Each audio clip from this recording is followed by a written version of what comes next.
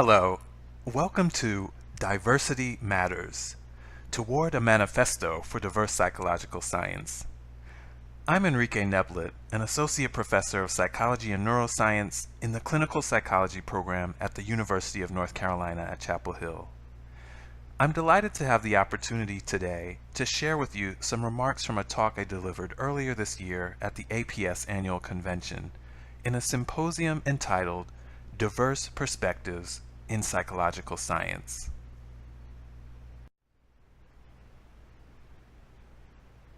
Here's an overview of my talk.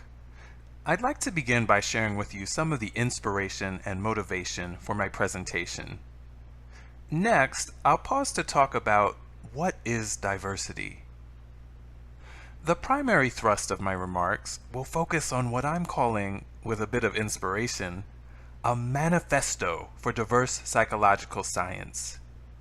Here, I'll outline a cardinal principle of the manifesto and share with you some of the ways in which we've begun to embody these principles as we look to train diverse psychological scientists at UNC. Finally, I'll conclude with a call to action and leave you with a couple of thoughts as we think about how to move this important work forward.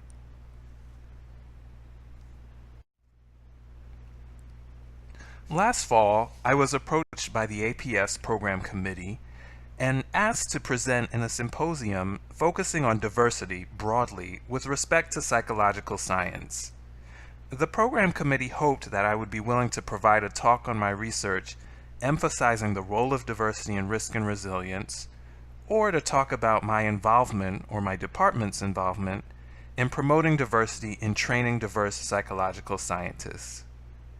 As I considered these two options, I was deeply inspired by my following of the Black Lives Matter movement, and so from that, I thought an appropriate title might be Diversity Matters. I was also inspired by a well-known paper from the clinical psychology, clinical science literature, McFall's Manifesto for a Science of Clinical Psychology. Some of you may be familiar with that paper, in which McFall states, "The time has come to declare unequivocally that there is only one legitimate form of clinical psychology, grounded in science, practiced by scientists, and held accountable to the rigorous standards of scientific evidence. Anything less is pseudoscience." I thought, wouldn't it be fun to take this idea of a manifesto and apply it to diverse psychological science? Out of this thinking, combining the Black Lives Matter movement with McFall's Manifesto, this talk was birthed. Before I could think about a manifesto for diverse psychological science, I had to pause for a moment and think about what is diversity. I went to the internet, a veritable source of information, as you know, and I came across a couple of short definitions with regard to diversity. Some of these included the state of being diverse, not particularly helpful, but a place to start, variety, and a range of different things. As I looked a little further, I came across definitions that focused on diversity as a quality or a state of being. So this one definition here says, diversity is a quality or state of having many different forms, types, ideas, or opinions. Another definition characterized diversity as a state of having people who are different races or who have different cultures in a group or organization. And as I looked further, some definitions expanded this quality or state to move beyond race and ethnicity, so to include, for example, national origin or religion. Looking further, there was another observation I made about some of the definitions of diversity. Some of the more recent definitions focused on diversity as a more active and engaged process.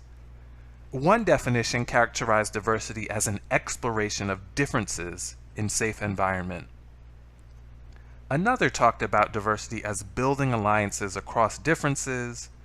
Another talked about it as moving beyond tolerance and celebrating differences, so note the kind of active verbs that folks use to define diversity. And then a couple more here. Diversity as mutual respect for qualities and experiences that are different from one's own, and understanding and appreciating interdependence of humanity, culture, and environment. Together, these definitions suggested that diversity could be conceptualized as something that's a quality or state, but that it also had aspects or characteristics that would make it more of an active process. After thinking a little about what is diversity, I began to think about how I would apply McFall's Manifesto to a concept of diverse psychological science. You may recall that McFall began with a cardinal principle, and so I tried to identify my own cardinal principle for diverse psychological science. Here's what I came up with. Psychological science that incorporates diversity is the only legitimate and acceptable form of psychological science. Following McFall's assertion that scientific clinical psychology is the only legitimate and acceptable form of clinical psychology, he mused, what is the alternative? Unscientific clinical psychology? And so I tried the equivalent on for size. What would the alternative be? Undiverse psychological science? Would anyone openly argue that psychological science that doesn't integrate diversity is a desirable goal that should be considered as a serious alternative? I thought about what some serious alternatives might be. I thought, well, there's some who argue that psychological science is about core universals that apply to all, and who think of it as an objective science. But this didn't sit well with scientific evidence that there's something good about diversity and diverse experiences. We know that diversity promotes creativity, innovation, discovery, better problem solving and decision making. And so might not the same apply to considering the breadth of diverse experiences in psychological science? Furthermore, I asked myself, is there anyone who seriously believes that not taking into consideration diverse experiences, ideas, and opinions would actually hasten advances in knowledge? Where I landed was that all forms of legitimate activity in psychological science must be grounded in principles of diversity, and all competent psychological scientists must ensure that their science reflects awareness of the role that diversity, or its absence for that matter, plays in producing knowledge. One of the things that was striking to me as I listened to the other presenters at the symposium this past May was how woefully ignorant I was of other aspects and dimensions of diversity beyond race and ethnicity, and for that matter, beyond African American race or ethnicity. I thought to myself, if we really want to get to a point of asserting cultural competence, we sure have a lot of work to do. In his manifesto, McFall described certain corollaries of the cardinal principle. His first corollary was about quality assurance. He asked, how do we ensure that standards of quality are upheld? And how does doing so allow us to maximize our brand and national competitiveness as scientific leaders? Continuing along with this exercise, I thought about what might be a corollary with respect to quality assurance in thinking about diverse psychological science. Here's what I came up with.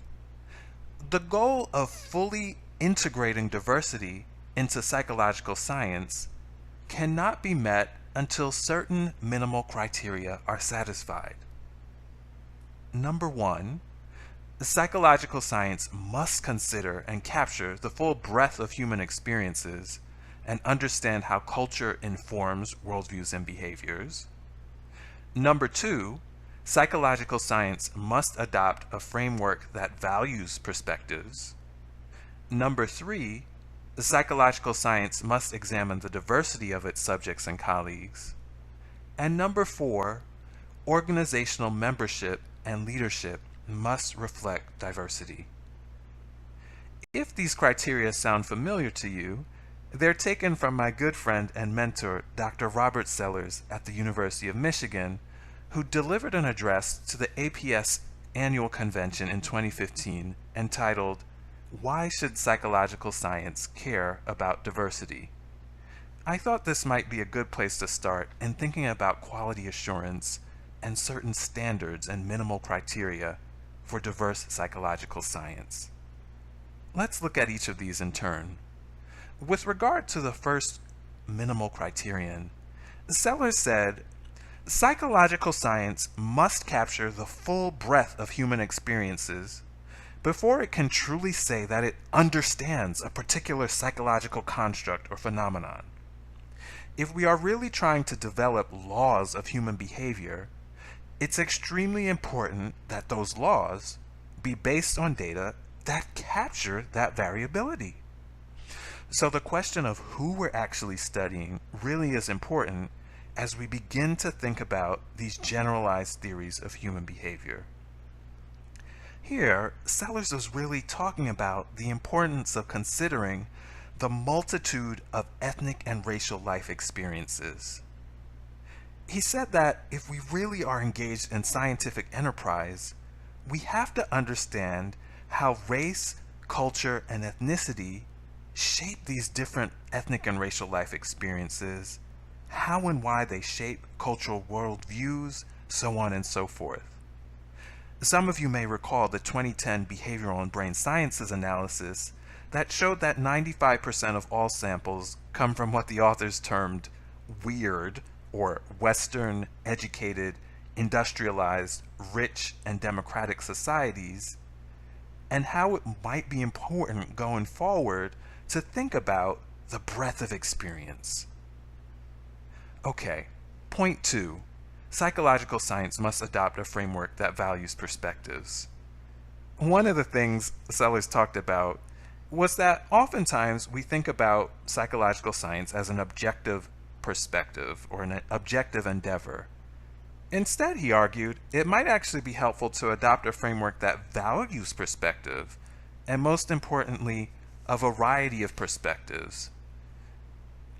Sellers argued that our goal in conducting psychological science shouldn't really be to try to be objective. In fact, that would be quite difficult to do in practice. But rather, the goal should be to understand the perspective that we bring to bear as we conduct science, and to both value that perspective and put it in context when we begin to make judgments about the things that we're studying. So, stated another way, context matters. And in fact, if we want to be able to understand and examine human behavior, how can we possibly separate that from what we bring to bear? Okay, point number 3. Psychological science must examine the diversity of its subjects and colleagues. We've made quite some progress in expanding the diversity of subjects that we examine, although the 2010 Behavioral and Brain Sciences paper suggests that we still have some work to do. But the most important element I want to highlight here is the importance of thinking about the diversity of our colleagues. Sellers made an interesting observation. He said, if we're going to diversify our samples, it's very important that we have individuals in play who understand something about the experience of the people that we're studying. One of the things that I'd like to see more in my own area, as well as others, is investigators who have experience with the people that they're studying. Although it's not always the case, there are many times where I've encountered investigative teams who are studying a population where they may not have full experience working with that population. They may not have lived experience understanding that population, and so the limits in terms of what can be concluded and the perspectives that are drawn may be limited by who is on the team, the experiences that the team has had, etc. One of the points that Sellers made that I really liked is that oftentimes we tend to embrace or attract people into academia who share the same perspectives and theories and approaches that we do in our work. However, he suggested that it might be more valuable to actually embrace and bring people into the academy who have a diversity of perspectives. And so we shouldn't only recruit colleagues who do the same things and think the same way that we do, but also embrace different perspectives and approaches, different epistemological approaches, ways of knowing that may expand how we think about and make conclusions about the subjects that we study. Finally, point 4 here, organizational membership and leadership must reflect diversity. I agree when Sellers articulated and stated that psychological organizations should ensure that underrepresented minorities are included at all levels of leadership. I think I would extend this to say it's not only about underrepresented minorities, but really, as we look at the leadership of various organizations, it should reflect the breadth of cultural experiences, so not just race and ethnicity. I think this same principle applies not only to organizational membership and leadership, but also thinking about editorial boards and other review boards and review panels, such that we can ensure the perspectives that are brought to the table in evaluating work reflect a diversity of perspectives. A second corollary of the cardinal principle is that doctoral training programs in psychological science must produce the most culturally competent yet humble psychological scientists possible. I love our colleagues in public health who emphasize not only cultural competence, but cultural humility. These scholars argue that cultural competence may not even be an achievable goal, that we don't know everything, and it may not be possible to ever achieve mastery with regard to one's culture. Rather, they emphasize that we should take the perspective of being ongoing learners, and that we are constantly taking in new information as we seek to understand the role that culture plays in understanding behavior. To this end, while I like the cultural competence language, I argue that humility would be an important aspect and asset to bring to the table. How have we done this at UNC? I think there are several elements that are part of how we promote diversity in training diverse psychological scientists. So I think one of the first things we have and that you want to see in general is a statement of commitment to diversity and inclusion, whether that be at the departmental level, the program level. These are statements that often appear on websites, perhaps as part of the clinical program handbook, for example. A second element that I think has been really important and recent for us is the development of a departmental diversity committee. I've been very fortunate to co-chair the Departmental Diversity Committee for a little over a year now. And that committee has been an important step in the department showing its commitment to diversity and inclusion.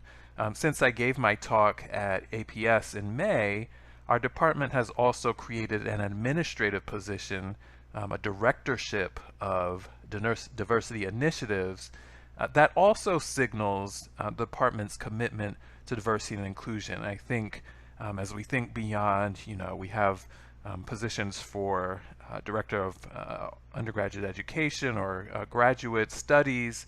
I think that signaling a commitment with a position is another really neat way to promote diversity and training diverse psychological scientists. We also have a diversity training committee. I'll be talking more about that on the next slide. But this is a committee that's housed within the clinical program that really at its inception focused on thinking about how diversity can be a part of the training that is, sort of part of our program in training clinical scientists. So I'll come back to that in a second. One of the primary Goals of several of these initiatives has been the recruitment of diverse students and faculty. So although our efforts are in the early stages, one of the things that we've tried to do is really leverage the targeted hiring efforts that exist at UNC to try to attract accomplished and talented new faculty from underrepresented groups for tenure track appointments. We are constantly looking out for talent. We talk to our colleagues, of course, but we pay attention to rising stars who are finishing up in clinical psychology programs in graduate school, or folks who are in the early career stages, so completing postdoctoral fellowships. And we monitor, loosely speaking, what those students and trainees are doing when they're going to be finished and how they might be a good fit to either the clinical psychology program or other programs within the department. Some of you may also be familiar with our Diversifying Clinical Psychology Weekend, or DCP as we refer to it. DCP is a program that we began a couple years ago that includes an intensive set of seminars, panel discussions, and workshops primarily for racial and ethnic minority undergrads who are interested in pursuing doctoral level training in clinical psychology. So students come, they stay for a weekend, 2 to 3 days, and they really sit down with some of the graduate students and interface with the faculty in our program to think about what are the elements of applying for graduate school, how can I write a good personal statement, what factors are important when I have an interview at a program, so on and so forth.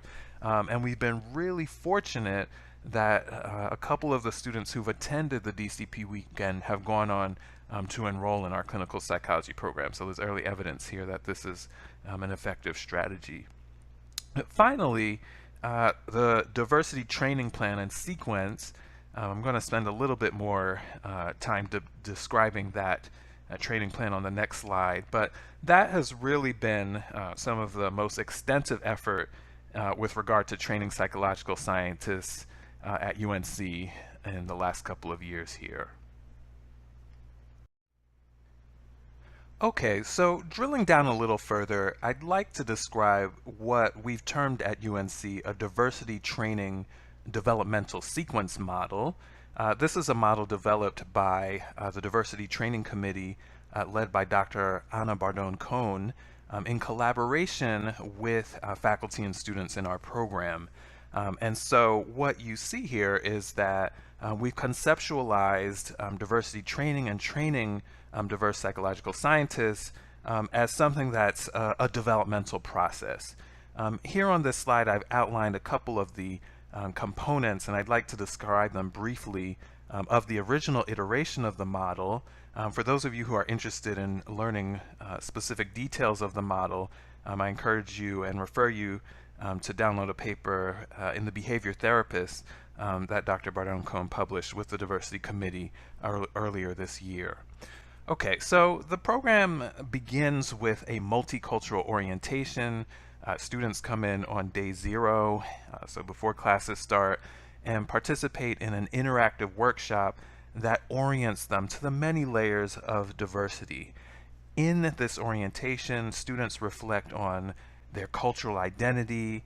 The workshop is designed to increase awareness around the perspectives that the students bring to the table, some of the biases they may have. But a primary goal of the orientation is to set the stage for our commitment to diversity and to send the message that this is a safe space and environment where we value diversity and we encourage students to actively engage in the process of processing diversity as they go through the program. This program is one that is not only students present, but it is facilitated by 2 to 3 faculty members each year. We actually rotate responsibility for overseeing the orientation process, and the faculty are an active participant or active participants in the small and large group discussions that take place. So I'm sharing with the students some of the ways in which their own experiences of diversity have come into play with regard to their biases, their perspectives in the work that they do. Next, at the end of the first year, in the original model, students completed a cultural genogram. So this is an extension of the basic concept of a genogram, but one in which cultural identity and family history is really at the center of thinking about how culture impacts clinical work, how culture impacts the lives of clients, and even how culture may impact the science that we conduct. So at the end of the first year, students participate in a workshop that helps them to better understand their identity, but to really, again, in thinking about this as an active process, increasing their insight and appreciation of how culture may impact them as clinicians. Okay, in year two, there is a cultural plunge. For those of you who are not familiar with a cultural plunge, this is a experiential activity in which a student engages in an unfamiliar experience that represents a significantly different culture. So, for example, a student might attend a worship service that is quite different from their own experience. One might go to a mosque, for example. The idea behind the cultural plunge is not one of student as spectator, but one in which the student actually immerses themselves in an experience that asks them to step out of their comfort zone. So the cultural plunge typically takes place on the turf of the focal group, which is different from the experience of the student. We ask that the student have an experience that is new, one in which they are actually going to engage or interact with people from the diverse group that's unfamiliar to them. We ask that the students go not with a large group of their friends, but either by themselves or with one other individual, so that students can really focus on immersing in this experience that is different from that which they are accustomed to. So that's the cultural plunge. In year 3 or 4, students take a multiculturalism in clinical psychology course. This is a course that really focuses on Su's 3 components of multicultural training, so awareness, knowledge, and skills, and how these components apply to the major areas of clinical psychology. In the advanced years of the program, students participate as facilitators of the cultural plunge. So whereas year 2, you are an early student beginning to think about the role of diversity, we encourage students to take the role of facilitator, again, in conjunction with a faculty member, to help younger students through the process and thinking about these perspectives and biases that we bring to the table and how they inform clinical work. And we also have a supervision course that our students take in which diversity is a key element and focus. Students are asked to complete readings that have to do with diversity so that they're actually equipped in supervising more junior students and are equipped once they leave UNC to really be able to engage the process of diversity in conducting supervision. Year 4 or 5, students also participate in leading a multiculturalism case conference. So in the case conference, students present clinical cases where diversity has played an important role, and it's usually followed by a discussion among students, faculty, and supervisors. Case presentations are intended to provide students with increased exposure to clinical situations where diversity was salient to the case, and to provoke discussions of clinical skills and considerations that are important in demonstrating cultural competence in clinical work. This has been a really neat and recent development in our program. I really enjoy the case conference, and I've been excited to see that the conference focuses not only on race and ethnicity, but has expanded to think about multiple intersections of different aspects of multiculturalism, so socioeconomic status, sexual orientation, gender, etc. Finally, all of this model is supported by ongoing efforts. So students participate a couple times a semester in a diversity journal club and other lunch seminars that are focused on diversity. In the journal club, students read some material that's related to the topic of diversity, and then we meet in our typical clinical lunch period and discuss in small and large groups the aspects of the article that are most salient to the students and how these may relate. Faculty also attend to aspects of clinical work. What are some of the challenges and considerations that are important as we think about diversity training and training diverse psychological scientists? One of the really neat things about McFall's manifesto is he considered several counterpoints and counterarguments that individuals might make in response to the argument for clinical psychological science. So not exhaustive here, but I've entitled this first bullet, Diversity is Not. And so there are a couple things that I think are often pitfalls when we talk about diversity, and I'll list a couple of those here. So first of all, diversity is not a special topic or interest.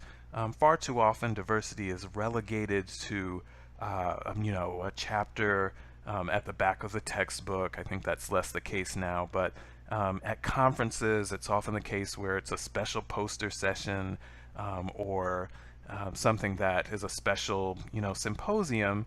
And I think the direction we want to move in is one where diversity is not just a special topic or interest, but something that's integrated into the fabric of the science that we do. Diversity also is not just race or ethnicity. Some of the examples I gave earlier in the talk focused on race or ethnicity, and that's where we started. But one of the really exciting things that I've seen is that we've begun to think about aspects of socioeconomic status, sexual orientation, disability, religion, national origin, etc. And I think that will be really important to do, thinking about gender, for example, and also, as I think I mentioned before, the intersection of these different elements of cultural identity and how they work together. Diversity is not an issue of concern only for clinical psychology training programs. So I know this is a clinical psychology audience, but one of the points that I often make is that we're not only doing, clinical psychologists are not the only one doing research that pertains to diverse subjects. And so we want to make sure that developmental psychologists, social psychologists, and anyone who's conducting work with diverse populations is well informed. Diversity is not only for doctoral level training programs. So I know some of you in the audience here are probably teaching undergraduate students. We got to get folks talking about the principles of diversity, the perspective, the biases from day one, day zero. So in my first year seminar that I teach at UNC, I present students with diverse readings that I disagree with, readings that are controversial, readings that present diverse perspectives, so that students can begin to think about the pros and cons, different ways of approaching the subject matter, thinking about counter arguments, and really developing their critical thinking with regard to diversity in psychological science. And finally, diversity is not conforming to lists of courses, methods, or training experiences. It's very easy to get in the rut of, making sure that we check off the list or tick off, this set of courses, this sort of experiences. But diversity is much more than that. And if you think back to the slide where I talked about it as an active process, it's something ongoing. And so that's not going to be captured by merely listing or trying to replicate what programs have done with regard to diversity and training diverse psychological scientists. So one of the things that will be important to do going forward is to differentiate between diverse psychological science and what I've termed here in ode to McFall as pseudo-diverse psychological science. And so some of the things that I think would constitute pseudo-diverse psychological science would be any number of the things that are listed above under diversity is not these things. It'll also be important to think about assessment as a critical enterprise.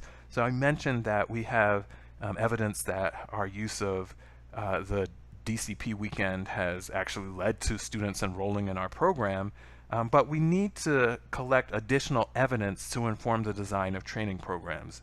Although clinical psychology and clinical science emphasizes the importance of science, it's really going to be critical that we have evidence that supports specific elements or components of these programs as we try to think about what's most important in maximizing the training of diverse psychological scientists. So, a couple of calls to action here as I begin to wrap up my talk. Call number one, I think that we need to integrate diversity throughout training curricula and into psychological science. This harkens back to the point I made about what diversity is not in terms of a special topic or interest. And so one of the things that we've been thinking about and that I want to encourage others to think about is how do we actually go about integrating principles of diversity, diverse experiences, diverse populations, diverse colleagues into training curricula. This is an area that my colleagues and I have often grappled with. Do you include the material as part of a week-by-week approach? Do you focus on the topic as something that gets a couple of weeks? Are there specific readings? Or is it something that's integrated? Faculty are teaching different courses, some which may be where it may be more readily apparent how diversity plays a role.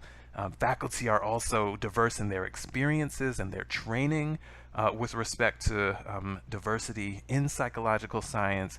And so really sitting down and thinking about a plan for what are the steps, what does it actually look like, and how do we actually go about integrating diversity in training curricula will be really important.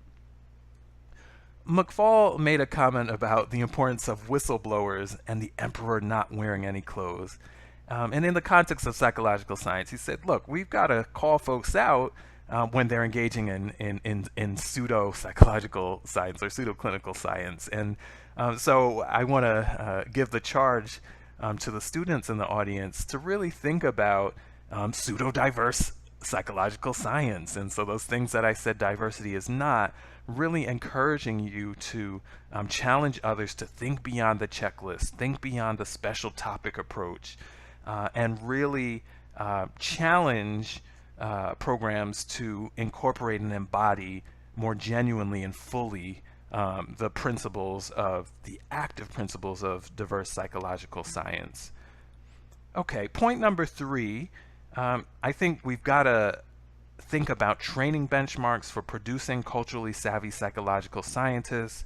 So, we've got comprehensive exams, we've got the master's thesis proposal, we've got the dissertation proposal. What are some of the ways that we can actually be sure that the students we're training are actually conversant about the generalizability of their results and how their studies relate to different groups? Okay? How can we ensure that students are well versed in how culture shapes the concepts and the processes that they're investigating in their research? How can culture inform the judgments that have been made in the conclusions that we make in our science? I think we want to move towards thinking about some of the ways, whether it be at the course level or a program level, that would allow us to assess. I know students are tired of the number of assessments, but to really think about, if we want to produce diverse psychological scientists, how can we really ensure that the students who are graduating actually are doing what we want them to be able to do and to be competent in? Finally, a call to action for thoughtful, committed, and programmatic and sustained efforts toward a diverse psychological science. I want to read to you a quote which McFall had in his manifesto when talking about the subject of clinical psychological science.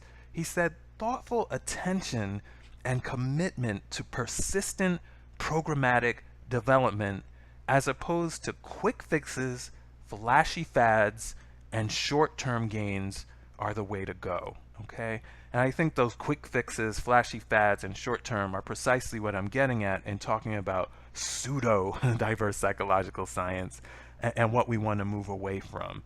So as I wrap up here, I want to encourage students, faculty, and whoever else may be listening to really think about how we can be thoughtful and how this can be an ongoing effort as we move towards training diverse psychological scientists. The future of psychological science is counting on our ability to thoughtfully and meaningfully integrate diversity into the field.